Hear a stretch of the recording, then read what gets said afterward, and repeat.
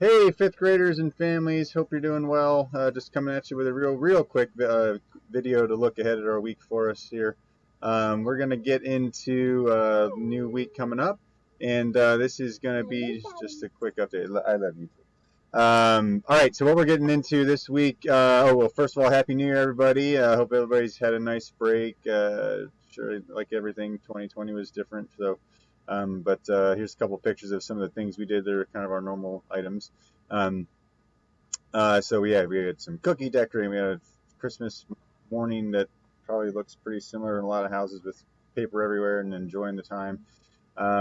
Good time with family, and that's definitely been a nice, restful part of our break. So we got that going on. And as far as school stuff, so obviously things kind of got derailed. Um, that week heading into it, usually was coming up with a good plan to get us right and finished up before break with a math test and a couple of good stopping points, but kind of got a wrench thrown in the plans. But that happens when we had our remote schedule going on. Kids did a great job with that.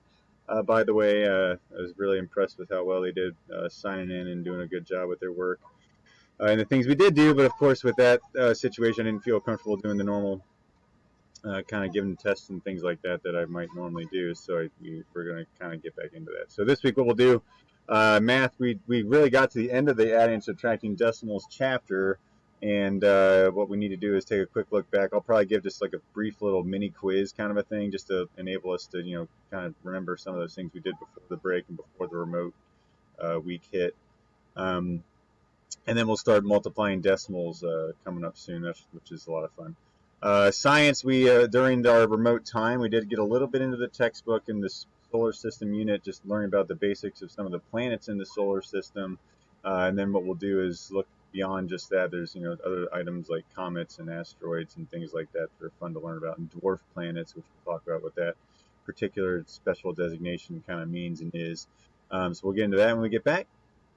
And English as well. We'll get into parts of speech. I'm gonna kind of look back at all we've done this year, all the way back to just talking about nouns and verbs and adjectives and all those things. And then also we'll talk about the last parts of the punctuation we didn't quite get to last week or before the break.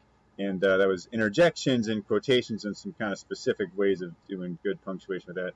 And then our next unit up will be pronouns. So that's what we'll get into this week. So I hope everybody gets off to a good start. Let's get back into school shape. I know it's kind of hard, especially when we were on remote before break, and now we've had this nice long break. That's something that's always kind of hard to get back into being there. I know we're going to have probably some tired eyes on Monday. I know I'll be tired too.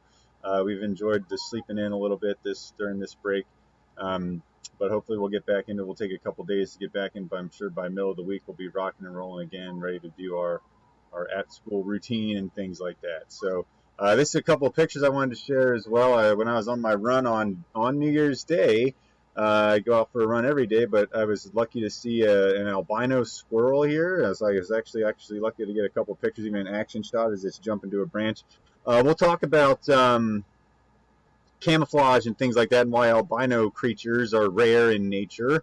But that is kind of something that we see now and again, and I decided to take that as a sign of good luck.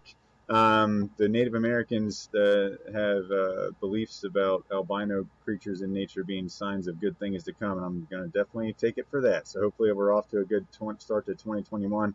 I definitely felt lucky and not only see the albino squirrel, but take some pictures of it too to share with you all. So let's let that be a good way to get us off to a good start and maybe good signs of good things to come. So again, hope everybody's well, and I'll see you all tomorrow. Ready or not, here we go. Talk to you later. Bye bye.